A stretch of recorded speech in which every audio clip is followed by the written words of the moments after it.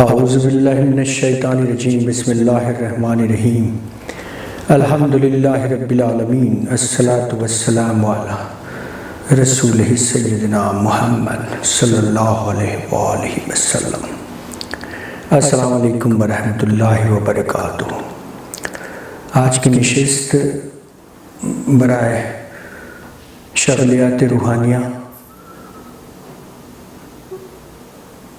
اس حقیر نے جو کتاب لکھی ہے ریاضت السالکین، اس کے ضمن میں تو آج کا جو طریقہ ہے، جو تصرفات ہیں مشائخ رضوان اللہ تعالیٰ علیہ مجمعین کے، ان کی جو توجہ کا طریقہ ہے، طریقہ تصرفات مشائخ اور توجہ کس طرح سے لگاتے ہیں، جس کو آج کے زمانے میں کانسنٹریشن کہتے ہیں، جس کے لیے بہت شکایات ملتی ہیں کہ ہمارا کانسنٹریشن نہیں لگ رہا ہے، توجہ نہیں لگ رہی ہے۔ تو اس کے لیے عمل یہ ہے کہ شیخ تمام باتوں سے خالی ہو، اپنے نفس ناطقہ کی طرف اس نسبت میں جس کا القاء مرید پر منظور ہو، متوجہ ہو، اور توجہ قلبی مرید کی طرف مائل کرے کہ میری کیفیت جذب مرید میں اثر کر رہی ہے، اور خیال کرے انشاءاللہ حسب استعداد نور اور برکتیں حاصل ہوں گی، اور لطیفہ قلب کے جاری کرنے کے بعد ہر لطیفے پر تدریجاً توجہ کریں، اور اس طرح انوار و مراقبات اور لطائف کے القاء میں توجہ کرے، اور اگر مرید موجود نہ ہو تو اس کی صورت کا تصور کر کے غائبانہ توجہ کرے اور اسے فائدہ پہنچائے۔ یہ نکات ترسیل ہے، ترسیلیات کے نکات ہیں۔ یہ تمامی عارفین، کاملین، واصلین نے اس کا حکم سختی سے نافذ فرمایا ہے، پیران عظام، پیران طریقت کو، کہ مریدین کو ترسیل پہنچائیں۔ یہ نکات ترسیل ہے، اس کو لوگ بہت کم جانتے ہیں، بہت ہی کم لوگ جانتے ہیں۔ ترسیلیات انہی کو کہا جاتا ہے۔ اب دیگر یہ کہ طریقہ مرض کے سلب کر لینے کا موضوع جو ہے، مرض کے سلب کر لینے کا طریقہ جو ہے، اس کا یہ موضوع ہے کہ دل کو تمام خیالات سے صاف کرے، یعنی تزکیہ کر دے۔ قد افلح من تزکیٰ وذکر اسم ربی کی منزل میں جا کر، اور اپنے کو اسی مرض میں مبتلا سمجھے جو مرید کو ہے، تو وہ مرض اس کی طرف منتقل ہو جائے گا، اور یہ انسان میں خدا کی عجیب صفتوں میں سے ایک صفت ہے۔ اور دوسرا طریقہ مرض کے دور کرنے اور توبہ و بخشش کا یہ ہے کہ صاحب نسبت وضو کر کے 2 نفلیں پڑھے، اور درود و استغفار پڑھ کر نہایت ہی خشوع و خضوع سے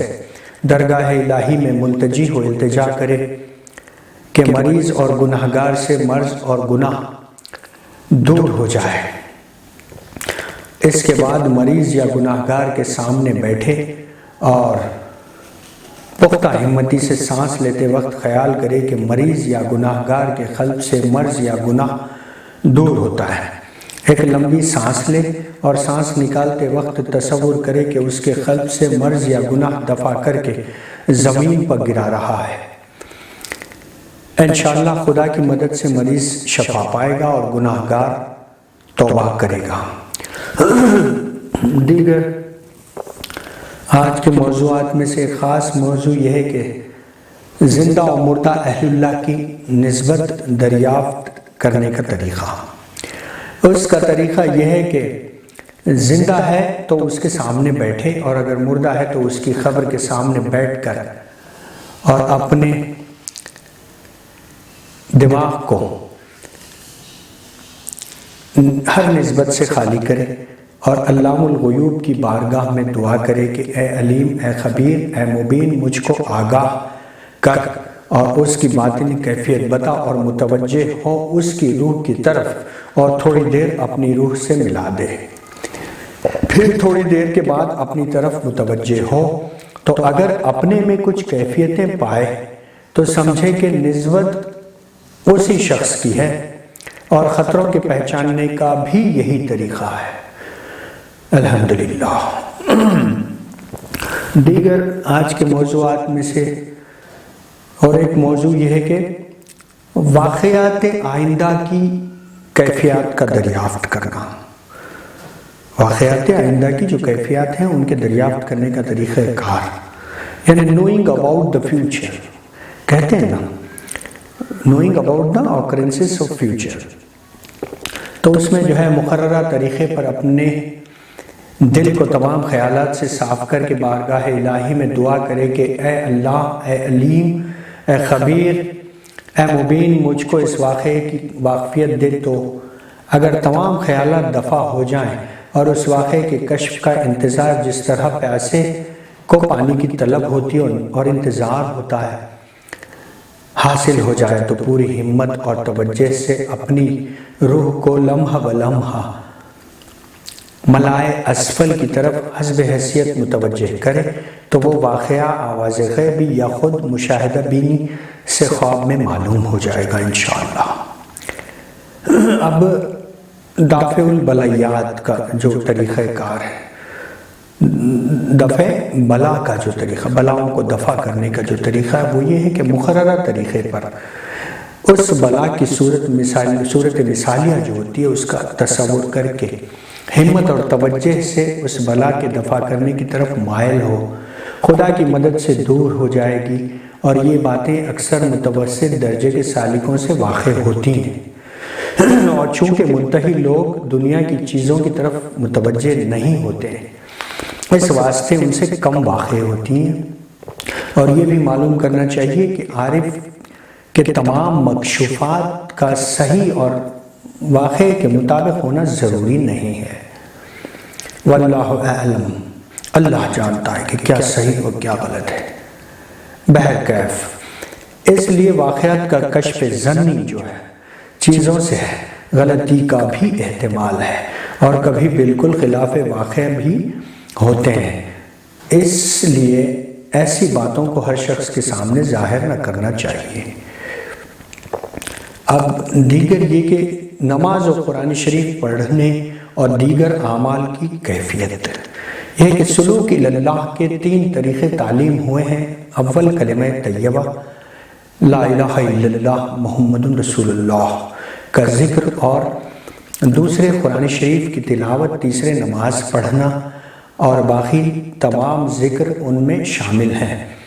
اور ان اذکار کی خوبیاں قرآن شریف و احادیث اور آثار اہل بیت و صحابہ سے ثابت ہیں۔ یہ مختصر گفتگو، مختصر تقریر اس کی قابل نہیں، دامن وقت میں گنجائش بھی نہیں ہے کہ اس میں اس کی خوبیاں بیان کی جائیں، اور اس کے لا انتہا فضائل اور برکتیں انسان سے نہیں بیان ہو سکتی ہیں۔ لہذا اس واسطے سچے طالب کو کلمہ طیب کی فضیلت بھی سمجھ لینا چاہیے کہ ایک قدم لا الہ سے غیر خدا کی نفی پر رکھے اور دوسرا الا اللہ سے جناب الہی میں رکھ کر خدا سے مل جائے، اور قرآن شریف کی خوبیوں سے بھی جان لینا کافی ہے۔ جیسے کہ ایک بہت اچھی بیت میں کہا جاتا ہے کہ ذلات تسخیر کردم این جہان و ماہ و انجم را، ز ذوق بندگی پروردگار کردام پیدا، ز سردر جانب میخانہ راہ کردام پیدا، ز نقش پائے ساخی سجدگاہ کردام پیدا۔ بہرکیف ان خوبیوں کا جان لینا بھی کافی ہے، کم سے کم اس کے پڑھنے سے خدا کی بارگاہ کی حضوری اور اس سے ہم کلامی حاصل ہوتی ہے، اور نماز میں یہ دونوں اور تمام دعائیں اور عبادتیں اور تسبیحیں موجود ہیں الحمدللہ، اور اس کے مراتب بھی لاتعداد ہیں، ان کو بھی انسان نہیں بیان کر سکتا، اور جو سالک استغراق اور جذبے کی زیادتی میں نماز نہیں پڑھتے ہیں بہت سے مرتبوں سے محروم ہو جاتے ہیں، بلکہ ان کا مقصد اصلی بھی حاصل نہیں ہوتا۔ اور نماز بندہ اور پروردگار کے درمیان ایک سیر خاص ہے کہ مسلمان اس میں مشغول ہونے سے غیر خدا سے جدا اور خدا سے قریب ہو جاتا ہے۔ وہ سلوک کا طریقہ جو کلمہ طیبہ کے ذریعے سے تھا بیان کیا جا چکا ہے۔ اب کچھ طریقے اور کیفیت قرآن شریف کی تلاوت اور نماز پڑھنے کے طالبین حق کے طریقے پر بیان کیے جائیں گے انشاءاللہ۔ اب طریقہ کار جو تلاوت قرآن شریف کا ہے، وہ قرآن شریف پڑھنا ایک بہت بڑی عبادت ہے، سب جانتے ہیں اس کو، اور خدا کی قربت کے لیے سوا فرض کے ادا کرنے کے اس سے بہتر کوئی چیز نہیں۔ تو اس کے آداب اور اس کا استحباب یہ ہے کہ پوری طہارت سے نہایت اخلاص کے ساتھ کعبے کی طرف منہ کر کے اعوذ اور بسم اللہ کے بعد خشوع اور خضوع سے ترتیل کے ساتھ پڑھے اور خیال کرے کہ میں خدا کی باتیں کر رہا ہوں اور اس کو دیکھ رہا ہوں، اور اگر اس پر قدرت نہ ہو تو یہ جانے کہ وہ مجھ کو دیکھ رہا ہے، اور اوامر و نواہی کا حکم دیتا ہے اور بشارت کی آیت پر مسرور ہو اور وعید کی آیت پر ڈرے اور روئے، اور بلند آواز سے خوش آوازی خوش الحانی جس سے طبیعت کو لطف آتا ہے اور غفلت دور ہوتی ہے پڑھے۔ یہ عام طریقہ اور خاص طریقہ یہ ہے کہ یہ عام طریقہ ہے۔ اب خاص طریقہ اس کا یہ ہے کہ پہلے شرائط کو مد نظر رکھے، خلوت جس میں کوئی شخص مخل نہ ہو، اس میں 2 نفلیں ادب سے پڑھ کر حضور قلب سے بیٹھے اور قرآن شریف کو سامنے رکھے، خدا کے کلام کی بڑائی اور اپنی ذلت کا تصور کرے۔ اب خدا کے کلام کی بڑائی اور اپنی ذلت کا تصور کرنے کے بعد دل کو تمام خیالات سے پاک و صاف کر لے اور قرآن کریم کی حقیقت جو خدا کے کلام نفسی کی صفت ہے اس کی طرف متوجہ ہو رہے اور اس مراقبے میں تھوڑی دیر ٹھہرے تاکہ اطمینان حاصل ہو، اور حضور حق جیسے شاگرد کو استاد کے سامنے ہوتا ہے حقیقی طریقے سے حاصل ہو جائے، اور اعوذ اور بسم اللہ کے بعد ترتیل اور تجوید کے ساتھ جس طرح استاد کے سامنے پڑھتے ہیں، اور قرات کا کوئی دقیقہ اٹھا نہ رکھے، اور خیال کرے کہ منہ کی زبان اور دل صنوبری کی زبان برابر پڑھ رہی ہے، اور اس خیال سے غافل نہ ہو، اور اگر غفلت ہو جائے فوراً اعوذ باللہ پڑھ کر خلق کو حاضر کرے۔ جب اس مشق سے اطمینان خاطر اور حضور حق حاصل ہو جائے تو خیال کرے کہ ہر رونگٹا جسم کا قرآن شریف پڑھ رہا ہے اور جسم کے ہر حصے سے الفاظ نکل رہے ہیں۔ اتمام جسم موسوی درخت کا حکم رکھتا ہے، عین پڑھنے کی حالت میں اس میں مست غرق ہو۔ جب اس میں ملکہ پیدا ہو جائے تو خیال کرے کہ خدا میری زبان سے پڑھ رہا ہے اور سن رہا ہے، اور خیال کرے سالک پڑھتا ہے اور خدا سالک کے کانوں سے سنتا ہے، اور جب اس میں ملکہ پیدا ہو جائے تو اپنے پڑھنے میں خیال کرے کہ خود خدا پڑھتا ہے اور خود ہی سنتا ہے، اور وہ سالک کا وجود ہے اور نہ دنیا کے دیگر موجودات کا، بلکہ ایک آواز ہے جو ہر طرف سے آتی ہے اور سالک اس میں محو ہے۔ اور جب اس مرتبے میں بھی کمال حاصل ہو جائے گا تو خدا کے فضل سے امید ہے کہ حقیقی اور قرآن شریف کے بھید اس پر ظاہر ہو جائیں گے، حقیقی بھید جو حقیقی امور ہوتے ہیں، جو اسرار ہوتے ہیں وہ، اور وہ اپنے مقصد میں کامیاب ہو جائے گا انشاءاللہ۔ اور اب دیگر طریقہ نماز ادا کرنے کا یہ ہے سالکین کے لیے کہ ہر عمل میں اور خصوصاً نماز میں ان کی روح اور مغز، جس سے مراد محبت قلبی اور خلوص نیت اور بارگاہ الہی میں قبولیت اور خدا کے سامنے محویت ہے، اس کی حفاظت کرے۔ لیکن اگرچہ حقیقی نماز اہل حقیقت کی نماز ہے اور اسے ادا کرنا اور وہاں پہنچنا مشکل ہے، اور اس میں بہت وقت ہے، لیکن ہمت اور کوشش کرنا چاہیے، خدا آسانی پیدا کر دے۔ وَالَّذِينَ جَاهَدُوا فِينَا لَنَهْدِيَنَّهُمْ سُبُلَنَا۔ اس کے ادا کرنے کا طریقہ یہ ہے کہ پہلے نماز کی ایک صورت خیال کرے کہ نماز کا دل خالص نیت اور اس کی روح حضور قلب اور اس کا جسم رکوع و سجود وغیرہ اور اس کے اعضاء رئیسہ ارکان اور حواس ٹہر ٹہر کے پڑھنا اور قرات کی درستی ہے۔ جب تک کہ ان میں سے ایک بھی نہ ہوگا اہل اللہ کے نزدیک نماز نہ ہوگی، اور نماز کے لیے پوری پاکی کی بھی شرط ہے، کیونکہ اس کے بغیر نماز نہیں ہوتی، اور وہ پاکی دل کو غیر خدا سے صاف کرنا ہے۔ باطنی پاکیزگی، یا پاکی سے مراد باطنی پاکیزگی ہے، کیونکہ خدا کی عنایت اور قبولیت دل پر ہے۔ انما الاعمال بالنیات جو قلب سے متعلق ہے۔ ان اللہ لا ينظر الى صورتکم و اعمالکم ولکن ينظر الى قلوبکم و نیاتکم، یعنی خدا نہیں دیکھتا تمہاری صورتوں کو اور اعمال کو، لیکن دیکھتا ہے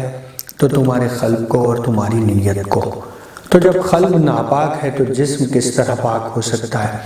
کیونکہ جسم قلب کے تابع ہے، تو ایسا کرنا چاہیے کہ دل غیر خدا سے پاک ہو جائے، اور کسی کو بزرگی اور تعظیم کے قابل سوا خدا کے نہ سمجھے، تاکہ اللہ اکبر کہنا درست ہو۔ اور جب تکبیر کے واسطے ہاتھ اٹھائے تو خیال کرے کہ میں دونوں جہاں سے دستبردار ہو گیا ہوں، اور وجہت وجہی کہتے وقت قلب کا منہ ہمت سے خدا کی طرف کرے، اور الحمدللہ کہتے وقت خیال کرے کہ کوئی تعریف کے قابل عالم میں نہیں ہے، اور تمام تعریفیں خدا ہی کی طرف رجوع کرتی ہیں، اور رب العالمین میں خیال کرے کہ خدا کے سوا کوئی پروردگار نہیں، اور الرحمن الرحیم میں اس کی عنایت اور رحم کی امید کرے اور اس کو راسخ کرے،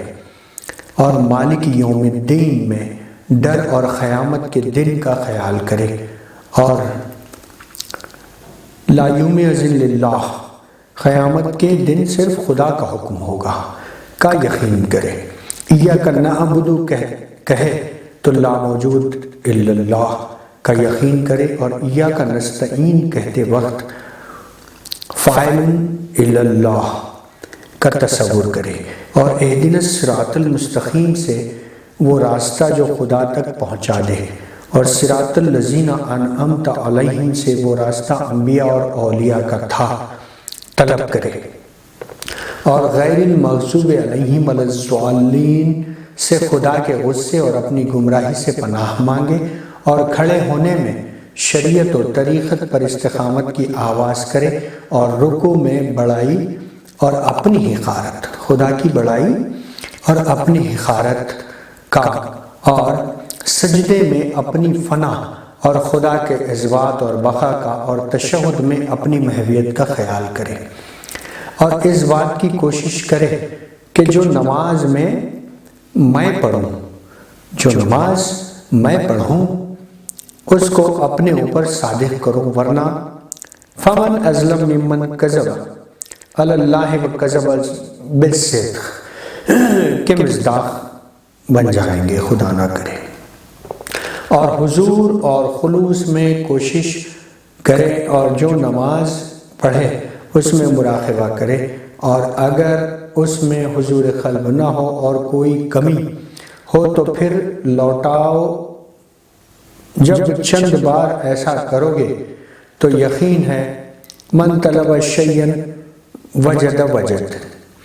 کے مطابق یہ دولت حاصل ہو جائے گی، لیکن اسی پر صبر نہ کریں بلکہ ہمیشہ اس کی ایجادی صفت کے متمنی رہیں تاکہ صلات حقیقی حاصل ہو اور خدا کو پا لیا جائے۔ دست تاب ندارم تا کار من برآید، یا من رسم و جانا یا جان زتن برآید۔ دست طلب ندارم تا کار من برآید، میں ہاتھ نہیں اٹھاؤں گا جب تک کہ وہ کام میرے ہاتھ میں نہ آ جائے، میں اس کو حاصل نہ کروں، میں اس کا کشف نہ کر لوں، یا من رسد بجانا، یا جان جائے یا جان سے تن برائے، یا پھر جان جو ہے تن سے نکل جائے یا پھر وہ حاصل ہو جائے جو چاہتا ہوں، مقصود حاصل ہو یا جان جسم سے نکلے، دو میں سے کوئی ایک مقصود ہو، مطلوب ہو، محبوب ہو۔ دیگر طریقہ نماز ادا کرنے کا اور ایک یہ ہے کہ نماز پڑھتے وقت قلب کے منہ کو حقیقت کعبہ جو موجودیت خدا کی صفت ہے کی طرف اور نماز کے نور حقیقت کا جو خدا کی الوہیت کی صفت ہے تصور کرے، اور اپنی حقیقت جو ابدیت کا مرتبہ ہے کا تصور پوری عاجزی سے کر لے، اور غلامی کی خدمت کی خالص نیت کرے، اور تکبیر کے واسطے ہاتھ اٹھائے اور خیال کرے کہ میں دونوں جہان سے دستبردار ہو کر خدا کی طرف پھرا، اور اللہ اکبر کہہ کر خیال کرے کہ میں نے اپنے نفس کو تکبیر سے ذبح کر کے فنا کر دیا، اور تسبیح یعنی سبحان اللہ اور تمہید الحمدللہ پڑھنا۔ اس کے بعد خیرات شروع کرے، اور خیرات میں خدا کی قبولیت کا تصور کرے، جیسا کہ حدیث شریف میں ہے کہ جس وقت بندہ الحمدللہ رب العالمین کہتا ہے تو خدا فرماتا ہے کہ میرے بندے نے میری تعریف کی، اور جب الرحمن الرحیم کہتا ہے تو فرماتا ہے کہ یہ میرے بندے نے بزرگی اور بڑائی کی، اور جب ایاک نعبد و ایاک نستعین کہتا ہے تو فرماتا ہے کہ یہ میرے اور میرے بندے کے درمیان ہے، اور جو کچھ اس نے مانگا خاص اسی کے واسطے ہے۔ اور جب اہدنا الصراط المستقیم، اہدنا الصراط المستقیم صراط الذین انعمت علیہم غیر المغضوب علیہم ولا الضالین کہتا ہے تو فرماتا ہے کہ یہ میرے بندے کے واسطے ہے، اور جو کچھ اس نے مانگا بس اس کے لیے ہے۔ تو جواب کے تصور میں مست غرق ہو جائے، جس طرح سے یہاں پر جواب الہی ہے، اور رکوع میں پاؤں کی پیٹھ پر نظر رکھے، اور خدا کی کبریائی اور بڑائی اور اپنی ذات کا تصور کرے، اور سجدے میں ناک کے نتھنے پر نظر رکھے، اور اس کی بلندی اور اپنی حقارت اور خاکساری کا تصور کرے، اور بیٹھنے میں سینے پر نظر رکھے، اور التحیات کے معنی کا خیال کرے کہ خدا کے سامنے انبیاء کی مجلس میں داخل ہو گیا۔ نیز ہر نماز میں انت عبد اللہ کانک تراہ کا تصور کرے، اور اگر کوئی خیال ذہن میں آئے تو لا صلاۃ الا بحضور القلب، یعنی نماز نہیں ہوتی جب تک کہ قلب حاضر نہ ہو، کہ تصور سے دور کرے، اور اس قدر آواز بلند کرے کہ خود سن سکے بلکہ پاس والا بھی سن لے، مگر اتنا پکار کر نہ پڑھے کہ آواز بلند کرے اس طرح کہ خود سن سکے، بلکہ پاس والا بھی سن لے، مگر اتنا پکار کر ہرگز نہ پڑھے کہ آواز حلق سے باہر نکلے، لیکن جہری نماز میں بے شک بلند آواز سے پڑھے۔ کھڑے ہونے کی صورت میں سجدگاہ پر، رکوع میں پیشانی پر، اور سجدے میں نتھنے پر، بیٹھنے میں سینے پر نظر رکھے اور مست غرق ہو جائے۔ تو جب نماز میں اس طرح مشق کرے گا تو خدا کی مدد سے نماز حقیقی حاصل ہو جائے گی، اور مختلف قسم کی حقیقتیں اور معرفتیں ظاہر ہوں گی۔ الصلاۃ معراج المومن کا یہی مرتبہ ہے، تو الصلاۃ معراج المومن کا مصداق ہو جائے گا، اور مقصد اصلی دنیا و مافیہ کو چھوڑ کر دنیا اور خدا سے مل جانا ہے۔ واللہ یرزق من یشاء بغیر حساب۔ اے خدا ہم کو اور تمام دوستوں کو اور تمام طالبین حق کو اس دولت سے مشرف فرما، اور اس میں موت دے اور اٹھا، بمنہ و کرمہ بحرمتہ النبی وآلہ واصحابہ، آمین آمین آمین۔ دیگر طریقہ حضرت صلی اللہ علیہ وآلہ وسلم کی زیارت کا، اس میں عشاء کی نماز کے بعد پوری پاکی سے نئے کپڑے پہن کر خوشبو لگا کر ادب سے مدینہ منورہ کی طرف منہ کر کے بیٹھے اور خدا کی درگاہ میں جمال مبارک حضرت صلی اللہ علیہ وآلہ وسلم کی زیارت حاصل ہونے کی دعا فرمائے، اور دل کو تمام خیالات سے خالی کر کے حضرت صلی اللہ علیہ وآلہ وسلم کی صورت کا سفید شفاف کپڑے اور سبز پگڑی اور منور چہرے کے ساتھ تصور کرے، اور الصلاۃ والسلام علیک یا رسول اللہ کی داہنے اور الصلاۃ والسلام علیک یا نبی اللہ کی بائیں اور الصلاۃ والسلام علیک یا حبیب اللہ کی ضرب دل پر لگائے، یعنی داہنے شانے پر اور بائیں شانے پر اور پھر دل پر، یہ 3 ضربیں، الصلاۃ والسلام علیک یا رسول اللہ، الصلاۃ والسلام علیک یا نبی اللہ، الصلاۃ والسلام علیک یا حبیب اللہ، یہ 3 ضربیں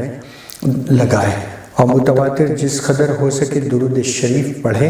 اس کے بعد طاق عدد میں جس قدر ہو سکے اللہم صلی علی محمد کما امرتنا ان نصلی علیہ، اللہم صلی علی محمد کما هو اہل، اللہم صلی علی محمد کما تحب و ترضی، اور سوتے وقت 21 بار سورہ نصر پڑھ کر آپ صلی اللہ علیہ وآلہ وسلم کے جمال مبارک کا تصور کریں، اور درود شریف پڑھتے وقت سر خلق کی طرف اور منہ قبلے کی طرف داہنی کروٹ سے سوئے، اور الصلاۃ والسلام علیک یا رسول اللہ پڑھ کر داہنی ہتھیلی پر دم کرے اور سر کے نیچے رکھ کر سوئے۔ یہ عمل شب جمعہ یا دوشنبہ کی رات کرے، اگر چند بار کرے گا تو انشاءاللہ حصول مقصد حاصل ہوگا۔ اور دیگر جو نماز کن فیکون ہے، ان تمام نشستوں اور اس تقریر و گفتگو کا جو یہ ویڈیوز ہے، اس میں نے کن فیکون پر بہت بڑا ایک بیان بھی دیا ہے۔ اس میں تو طریقہ نماز کن فیکون جو ہے وہ اس طرح سے کہ مشکلوں کے دفع کرنے میں یہ بہت سریع الاثر ہے۔ جس شخص کو کوئی حاجت ہو یا دشواری پیش آئے، شب چہارشنبہ اور پانچ شنبے کو پوری طہارت سے اور پورے خلوص سے 2 رکعتیں پڑھے۔ پہلی رکعت میں الحمد 1 بار اور خل 125 بار یعنی 125 مرتبہ، اور دوسری رکعت میں الحمد 100 بار اور قل هو اللہ 1 بار پڑھے، اور 100 بار کہے اے دشواریوں کے آسان کرنے والے اور اے تاریکیوں کے روشن کرنے والے، اور 100 مرتبہ استغفر اللہ، اور 100 بار درود شریف پڑھے، اور حضور خلق سے یعنی دل کی گہرائیوں سے دل کو حاضر رکھ کر خدا کی درگاہ میں دعا کرے، اور تیسری رات میں نماز وغیرہ پڑھ کر برہنہ سر ہو کر داہنی آستین نکال کر گردن میں ڈالے، اور گریہ و زاری سے درگاہ الہی میں 50 بار دعا کرے۔ انشاءاللہ تعالی اس کی دعا ضرور قبول ہوگی۔ اور کئی ایک سلسلوں میں بھی یہ عمل بہت مؤثر اور مجرب ہے۔ 1 2 3 یا 4 سلسلے کے اکابرین عارفین واصلین کاملین جو ہے اس پر بہت زور دیتے ہیں، یہ بہت مجرب عمل ہے ان کے پاس۔ اسی سبب سے اس کا نام صلاۃ کن فیکون یعنی صلاۃ کن فیکون، نماز کن فیکون رکھا ہے، اور کہ مقصد کے پورا کرنے میں بہت زود اثر، جلد تاثیر کرتی ہے۔